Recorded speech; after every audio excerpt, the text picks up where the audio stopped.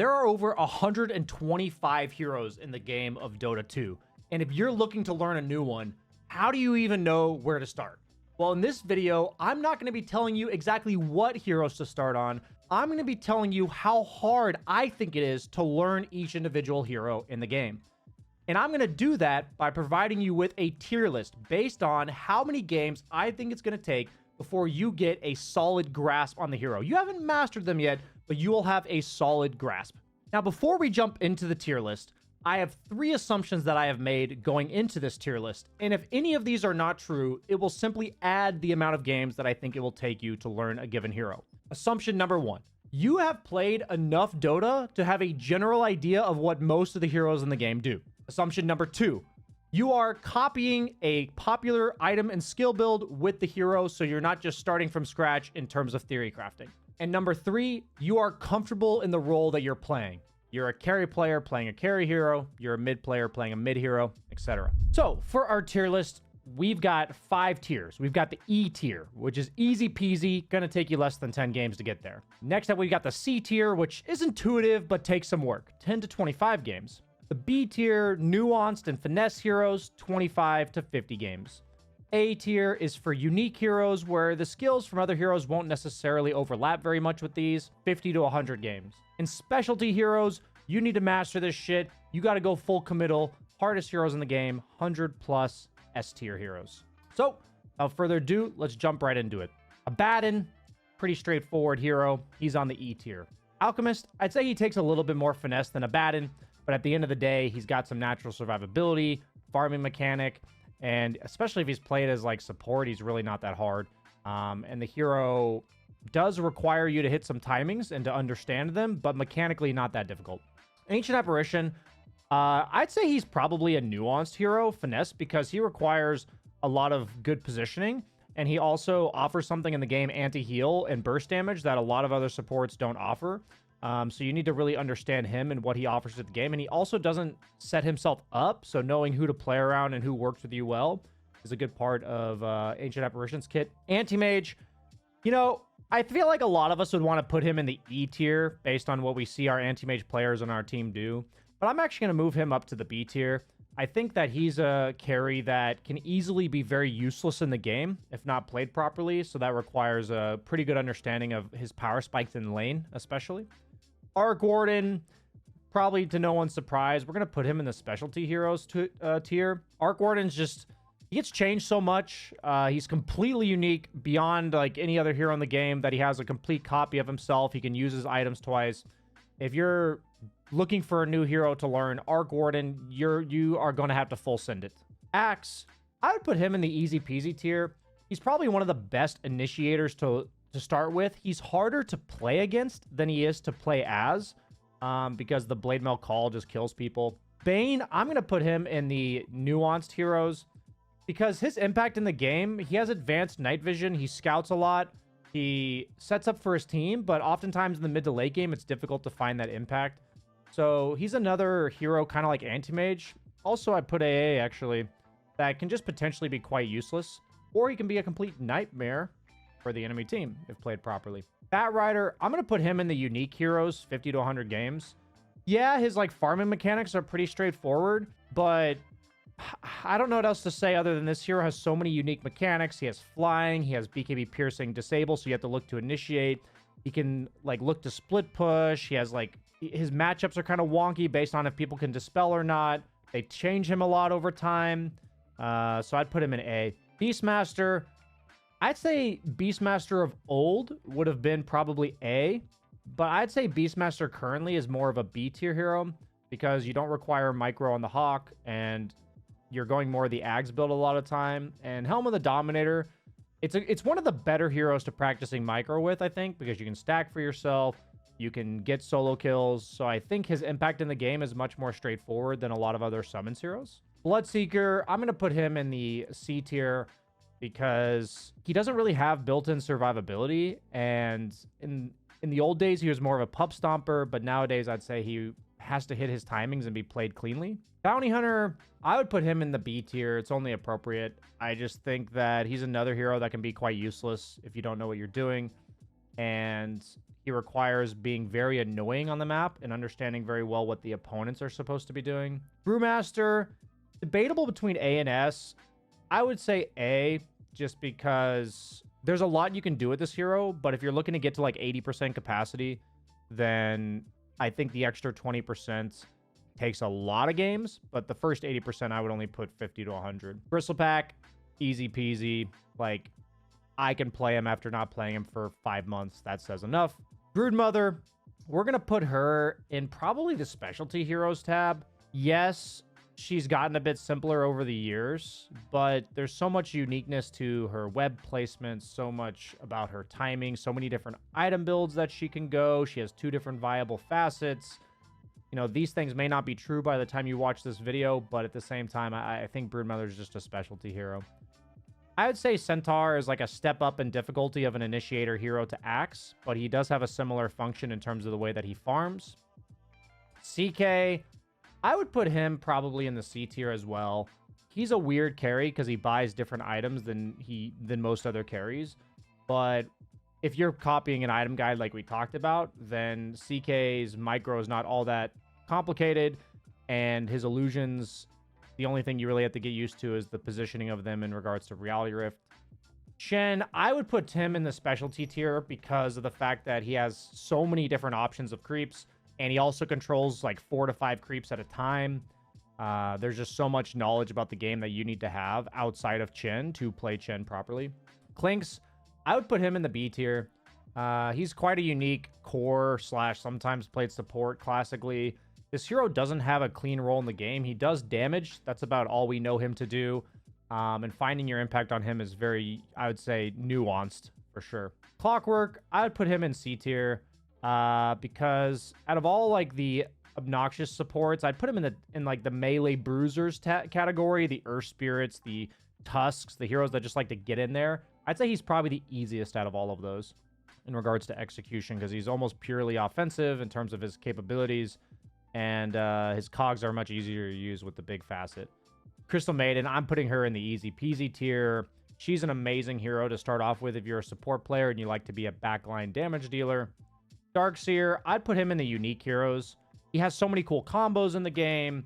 He requires such a different approach to laning and understanding what heroes synergize with him. He can't really just be played regardless of what 4 you have. A lot of coordination required.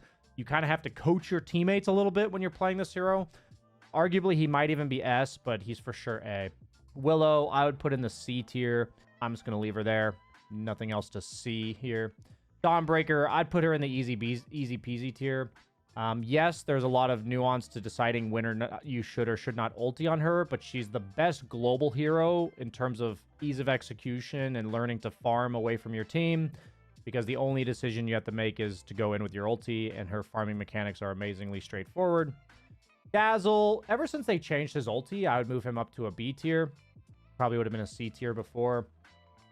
He is nuanced for sure. Backline save support. He's probably the 2nd or 3rd most difficult backline saving support, so we're going to leave him there. Death Prophet, great hero to practice just being a pusher that team fights on a long cooldown. Not very mechanically difficult. I think she's a great hero to learn the mid role or the offlane role in, even if she's not meta right now. Disruptor, I would put him B or C, probably C tier. His mechanics are pretty straightforward. Glimpse is an amazing spell to learn how to use. He really sucks to play from behind though, so knowing what to do in those games may put him in B. Doom, we're gonna put him, I'd say C tier as well. Yeah, there's some like getting used to eating certain creeps at certain times, but aside from that, the hero's relatively straightforward. But he does change a lot from patch to patch, so I'm actually gonna buff him up to the B tier because the way he builds is like so, like copying a build will help you, but even like a patch later, it'll be different. Whatever the build I tell you would be now, it'd be different by the time you watch this video. Even if it's like a week later, it feels like for Doom. Dragonite, easy peasy. Just whenever he's meta, he's like the perfect hero to play if he's off role for you, like you're stuck playing offlane mid or carry, and you're like, well, I gotta play DK. Like, I can just play DK. Amazing hero to have in your arsenal. Drow, I would put her in the B tier because of how much positioning she requires and really understanding when to enter team fights. It's quite difficult. A lot of patience because this hero either kills everybody or dies instantly. Earth Spirit, I'd put in the A tier. We talked about like these melee bruisers. It's like Clockwork and Earth Spirit, same category. He's much more difficult though. I'd put Earthshaker in the B tier. Like, I'm kind of just tiering these heroes, these melee bruisers, based on how, like, I think you should learn to play them or not, based on difficulty. ET, I would put an A tier for sure, maybe even S. Such a unique hero, so easy to be completely useless, and his spell interactions are so different that there's a lot of ways that it varies in terms of your matchup in the game. And I think it takes a lot of commitment to learn this guy. Ember Spirit, I'd put him in the B tier. I'd say he's one of the easier spirits to get off the ground on, but mastering him, he'd probably be in like A or S tier. Enchantress, she's easier than Chen for sure, but it takes at least 25 to 50 games to get the hang of this hero. A lot of these heroes I notice I'm putting in this tier require like patience or like proper execution, and they have high potential to just be like completely useless if you don't know what you're doing. Enigma, I would actually say he's easier than something like Beastmaster because he has a really straightforward late game, and his laning stage matchups are pretty consistent, barring like a few bad ones. I would say that like if you've played 10 to 25 games of Enigma, you know how to team fight with him. You know when to play for like Refresher Orb versus like Auras. But you know what? Now that I'm saying it, there's like two different builds. I'm going to move him up to B tier. But I do think he's a bit easier than Beastmaster. Faceless Void, I would put in this probably top of C tier. He's close to 25 games. Another carry that plays on a long cooldown, and he's kind of useless outside of it. But if you get to the late game, he kind of plays with himself. Grimstroke, man, this hero's so easy to be useless on. I'm going to put him in the A tier because, yeah, it's kind of like Darkseer from the support role. You really need your teammates to be on the same page. And if they're not, you're just useless, and it's really hard to have impact on this hero without proper coordination. Gyrocopter, I would put him probably in the E tier, honestly. The hero's farming's pretty straightforward, not difficult mechanically. It just comes down to understanding his timings, which I think you can get the hang of in 8 to 9 games. Hoodwink, I would say she's in the intuitive tier. She's wonky in the sense that she can like walk through trees and she needs to like plant her own stuns and stuff, but she's a great wave clearing support and she's good to practice positioning, and I'd say she's definitely easier than a lot of other positioning supports because of the fact that she has so much survivability. Huskar, I would put him in probably B tier. It's like Huskar does Huskar things, but you do need to understand armlet toggling a lot, and you do need to get the hang of like roshing by yourself, and there is nuance to him, but he's so mechanically simple, I wouldn't put him up here. Invoker, we all know where he's going. We've all had that guy that's silver tier, Dota Plus Invoker. Io, oddly enough, I would put in the specialty heroes as well. I think it just requires so much understanding and execution to play this hero properly. I very rarely see these heroes up here. People in my games, they're either like Grandmaster tier on these heroes or they just don't pick them. There's very little in between from what I've noticed. And that's kind of going to be a common trend of heroes I put up here. Jakiro, super easy, great support to start with. I'm going to put him right next to Crystal Maiden. Jug, yeah, a carry with so much leeway. So straightforward, solo kill potential, survivability, built-in sustain is just nice in every patch, even if he's not meta. Coddle, I would put him in unique heroes, honestly. He requires a lot of proper map movements as a core, and he requires a lot of really understanding of team fights, who to play around with his chakra as a support. Kez, I put him up here because, yeah, people who play Kez, you're either a Kez player or you're not. So yeah, he's in the specialty heroes. Kunkka, I'm gonna put in the C tier. He's got a little bit of a wonky combo with like the X and a Torrent to boat, but once you get the hang of that, the hero's very straightforward. Legion Commander, I'd say she's like a step more difficult than Axe, but she is a bit of a pub stomper and she's more reliant on the opponent being bad than anything. But she does require you to be careful about who you initiate onto and be more selective because she's effectively Axe on a longer cooldown, and she's more useless outside of her BKB piercing taunt. Leshrac, I would put him in the B tier, maybe even C tier actually. I see a lot of like casual Lesh players that are like trying to make him work, You know, I would say that mechanically he's quite simple, but a lot of him is understanding his matchups and understanding how to make him work in those matchups. So he's between C and B. I'm going to put him at the top of C. Lich, I would put him in the easy peasy tier as well. Lifestealer, honestly, I think he's a bit more complicated than Jug because, yeah, at the end of the day, Lifestealer requires you to, I'd say, take better fight selection, and he's more capable of having a really rough laning phase and having nowhere to go and recover. So I'd say his first 10 minutes is much more difficult than Jug's. Okay, Lena, I'm going to put her in the B tier because she's kind of like Drow and Clink. She's like this clunky position ranged hero, but she can also be played for spells and also be played for right click. So maybe she's actually top of B tier. Lion, I'd put him in E tier. Hero kind of plays itself. Point click stuns. Maybe you need to work on your positioning, but if we're talking about a stunning hero, he's about as easy as it gets. Lone Druid, yeah, not too much to say there. I feel like Lone Druid is just, he literally puts items on a summon. So, very unique hero. Luna, definitely in the easy peasy tier. Similar to Gyro. Yeah, understanding matchups, but so innately farms. Great hero to practice Manta building on and using it to farm lanes. Lycan, I'm going to put him in the unique heroes because he's very similar to Beastmaster, but he doesn't have a stun. So understanding how to make him work in the mid to late game and like what items to build is very, he's less straightforward with the items that he's going to build. Magnus, I would also put him in the A tier because he can function in so many different roles. And even when he's like played carry in some patches, he's like one mistake and you kind of threw the game. Like, you have a lot of responsibility on your shoulders. You can't just take a bad blink. Otherwise, you just blow the entire team fight. Marcy, easy peasy. Like, such a good hero to practice if you just want to be a melee brawler that just gets the fuck in there as a support or as a carry. I think she's easier as a core than she is as a support. But even as a support, maybe she's like C tier. I would put Mars in the B tier. Has some uniqueness to his skills. But once you get the combo down and you work on some laning matchups, the hero, he's good to have in your arsenal. Medusa, I would say she's a slightly more complex version of Luna and Gyro.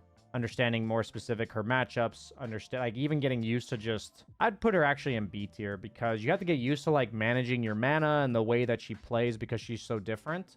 So she's definitely nuanced enough that I think if you're going to learn her, that even if you know how to split shot farm with heroes like Luna and Gyro, usually considered very similar heroes, Medusa just feels weirder. Meepo, all the Smurfs will confirm this. Mirana, I would put her here because her kit alone isn't very useful. So a lot of it is meaning understanding that she's a jack of all trades type hero.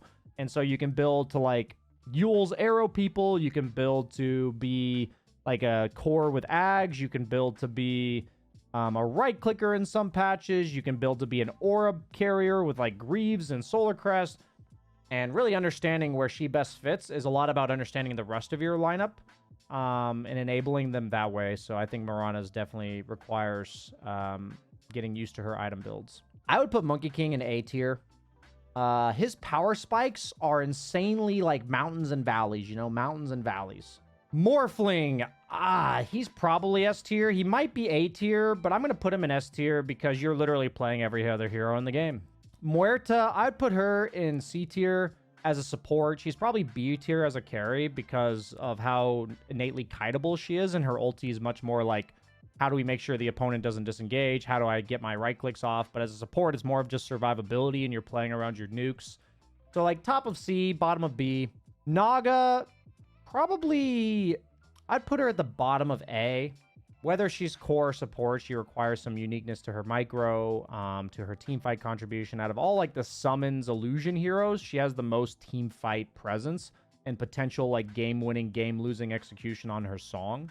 Nature's Prophet, I would actually put him up here because knowing exactly the benefit of Nature's Prophet is that you can be anywhere that you want to be at any moment. The problem is you can be anywhere you want to be at any moment, and that can just get you killed at literally any moment.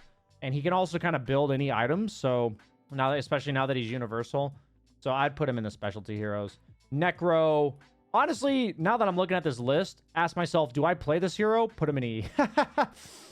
Necro, very straightforward hero, plays itself. Just matters if he's meta or not in terms of that. Night Stalker, I think he's a great hero to learn to play on a long cooldown.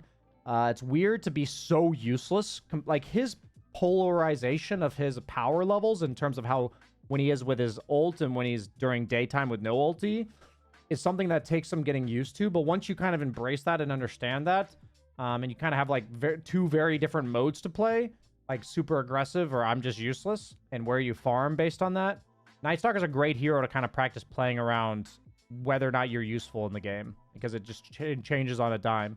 Nyx, I would put him in the C tier. Maybe I'd actually put him in the B tier, because getting out of his laning phase is relatively awkward, and finding what role he's best in and getting to the point where you do one-shot people. Like, once you get to that point where you're just hunting people on the map, he's pretty straightforward, but getting there is the tough part.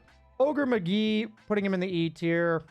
Very straightforward hero, buffs up his teammates, mechanically simple. Omni Knights, I'd say a little bit harder than Abaddon. Very similar heroes, but Omni Knight can't, like, doesn't have a get out of jail free card on himself if he gets like silenced and stuff. Oracle, very similar to Dazzle, but I would actually put Oracle up here. If I see you as like less than platinum tier Oracle on my team, I'm nervous. Like, such good positioning required, such unique interactions with his skills, and the order in which you cast your spells is very important. OD, I would put him at least in B tier. Any hero that can like potentially grief their team in the way that they play with like these disruptions and stuff has to be at least B tier. I'd say OD is one of the easier ones compared to like Shadow Neiman and stuff, but overall, understanding his lane matchups and understanding like what items to build given the patch, I think is a little bit difficult for OD. Pangolier, I'd put him in unique heroes. He does require getting used to, and another hero that I see so many like platinum tier, master tier players on and very rarely see otherwise. PA, put her in the easy peasy tier. Once you get Battle Fury, the hero kind of plays itself. The only question is she good in the meta? But yeah, very straightforward mechanically. I would say PL is at least B tier because of the polarization nature of his matchups. Like, if you look at this hero on Dota buff, his like worst matchups are like -8% compared to most heroes. It's like 2 or 3. And his good matchups are like +7%. So very polarizing, and understanding his matchups and being able to play through bad ones, very difficult. I'd put Phoenix in A tier. Kind of the same idea as a lot of these other heroes, where they can be useless, they can buy varying items, and overall, like, when they lack innate catch, I think it also requires you to put them in this tier, because Phoenix is like really strong teamfight presence, and I've seen Phoenix's absolutely own, and then sometimes you just place the egg poorly and you're useless. So the very feast or famine type hero in terms of execution. I'd put Primal Beast in the C tier. Good hero to practice being like running around the map and being active. He's like a single target BKB piercing disabler, but he does it very differently, so it does taking a little get used to, but overall mechanically pretty simple. Puck, I would put in the A tier. Not quite an S tier hero. Definitely requires you to get used to casting her spells, and like, she is feast or famine in the sense that if you manage to get caught without using Ethereal Jaunt, you will just die. So she does have that high risk, high reward factor, but her farming is very straightforward. She has straightforward catch. She scales into the late game nowadays, in many different ways. Pudge, we're going to put him in the B tier, honestly. You know, maybe that's not what it looks like when people are playing Pudge on your team, but I think requiring understanding of positioning, predicting patterns of opponents, and itemization can actually be kind of tough on Pudge as well. I'm going to put Pugna in the unique tier. Another hero that can just potentially grief by decrepifying at the wrong time. Really needs to understand macro play in the game, in terms of like what towers to go for, what waves to clear. Positioning in teamfights is a lot about where do you place the ward, but also where do you place your hero. Your ward needs to be like close enough to be impactful, but your hero needs to be far enough back to not die. So a little bit difficult there. I'd put Quap in the C tier. She might actually, out of all the mid laners, she's probably E. Yeah, maybe you need to get used to her matchups, but her mechanics, she's got to get out of jail free card with the blink. She's got like burst damage, very straightforward hero. I would put Razor in the B tier. Yeah, his skills are just unique in the way that they interact, but he's mechanically simple, so I'm not putting him up here. Ricky, I would say same thing. Mechanically easy, unique spells, and learning to play around them, B tier. Ringmaster, I would put him in the A tier because of how much playmaking potential he has with his carnival things. As well as has a shard that adds an extra spell. None of his spells really land themselves. I've seen so much impact and also uselessness from Ringmaster Very high variance there. Next up, we got Rubik. Definitely in the Morphling tier, the S tier, because you're playing literally every other hero in the game, and knowing when to use their spells and how they work, and positioning in the meantime, who to steal from, all that good stuff. Sand King, I would put him in the B tier because he's a hero that has a relatively weak laning phase in a lot of patches, and if you don't know what you're doing, you can kind of just feed. And then he also has like a very committal initiation where if you miss it, you can kind of just blow all your damage on nothing, or you can also put yourself in a irreversible situation, so it takes a little bit of time to get used to fight selection on him. Shadow Demon, I'm putting him in A tier. One of the most difficult supports. Any support that combines offensive and defensive capabilities, and his abilities are just really wonky interactions and require a lot of finesse, playing for stacking. I love how I'm saying unique for heroes in B tier and finesse for heroes in A, but yeah, I think Shadow Demon is quite difficult. Do not tread lightly when picking him up. I'd put Shadow Fiend probably in B tier. You know, he has a lot of mastering capabilities. Like, there's something swagging about people who are really good at Shadow Fiend, but I feel like you can get the hang of him pretty quickly. Shadow Shaman, I think he's like one of the easiest supports as well, kind of similar to Lion. Point click disable, also has objectives. The only real concern is positioning, but that's not unique to Shadow Shaman. Next up, we got Silencer. I'll put him in C simply because he's a backliner, but it's a lot about knowing when to press your ulti in team fights, and that's kind of difficult to get the gauge of because you have to factor in all 9 other heroes in the game, but it is like you're not targeting or anything. It's just the timing in which you use it. So I'll put him in C. Skywrath Mage, also in C. One of the most straightforward kill supports in the game. The only thing you lack is your own initiation, so you either have to buy an Atos or play around the right target. Slardar, I'm going to put an E. Conceptually a bit difficult sometimes, but mechanically quite simple, and you know, his laning phase kind of plays itself as well. So a nice hero to get the hang of playing a Blink Initiator who likes to weave in and out of fights and enable his team with minus armor for objectives as well. Slark, I'll put him in C tier. I think he's relatively on the easier side mechanically. A hero that I greatly appreciate the mastery of, being my most played hero, but I do think he's relatively easy to get the hang of. Snapfire, I'd put her in B. Not a straightforward hero. Mechanically, not all that difficult, but positioning-wise, she has spells that want her in the far back and spells that want her in the middle of the fight, and choosing when to do what is pretty tough. So she's at least B tier. Sniper, I would put him in E, but I'm actually going to put him in C just because where you position yourself on the map, because you're so slow and because you literally are unkillable if people can't get on top of you, but you feed horribly if you're positioned horribly. He's like Drow in that sense, but he's easier. So I'm going to put him in C. Spectre, I'll also put in C. Mechanically simple, but requires map awareness. She's like a harder version of Dawnbreaker. She's not as strong at laning. And she requires you to look around the map a lot. So I'd put these two in the same. It's like in terms of global heroes, we got like Dawn, then Spectre. We got Nature's Prophet Io up here. Spirit Breaker being a global hero, we'll put him in the easy tier. Very straightforward, 17% hero. Storm Spirit, I'm gonna put him in the A tier. Actually, I think there's a lot of unique understanding to this hero that's required. When to refill your mana, what your mana capabilities are. If you have enough damage to actually kill somebody with the mana that you have, and also he has polarizing matchups like Anti-Mage. I'm going to put Sven in B tier, because even though mechanically very simple, he's very feast or famine. You either blink, stun, kill everybody and rampage them, or you blink poorly and get kited for the rest of the fight and do nothing. So his timing on his blink and when he chooses to go in, very punishing if done incorrectly.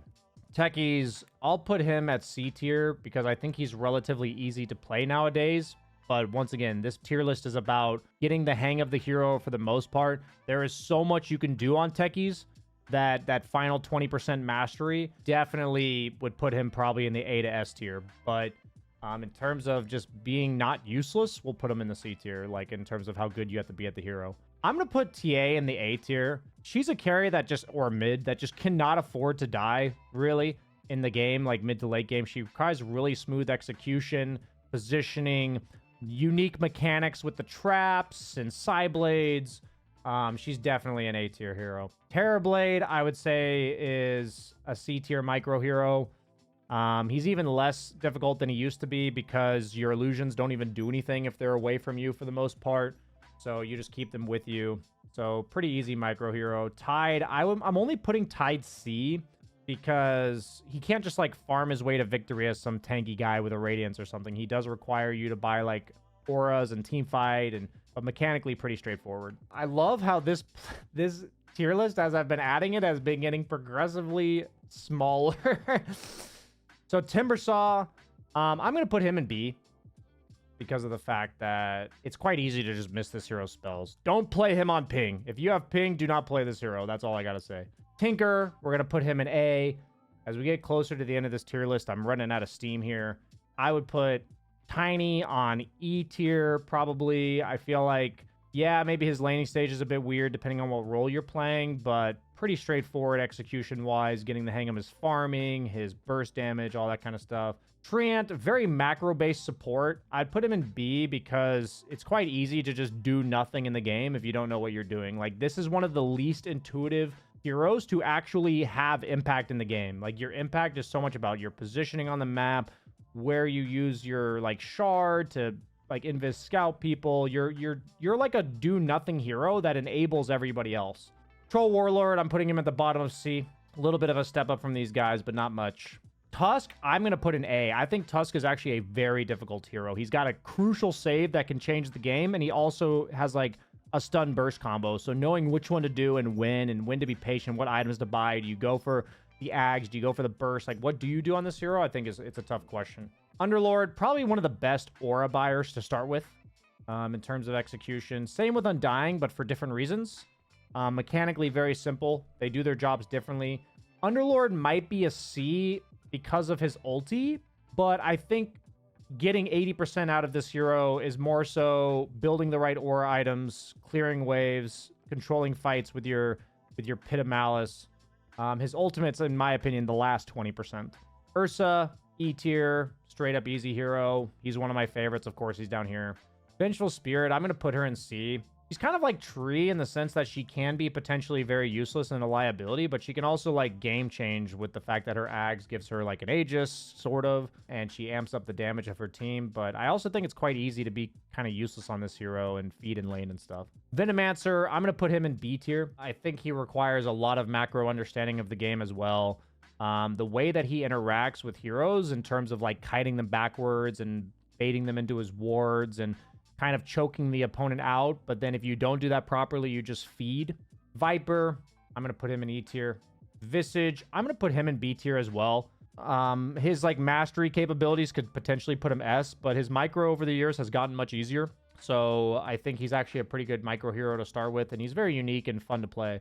Void Spirit, I would put him at probably top of B. I'd say he's a little bit more difficult than Ember Spirit, but I'd say a lot of the spirits are kind of in this realm, you know, maybe like bottom of A, top of B tier.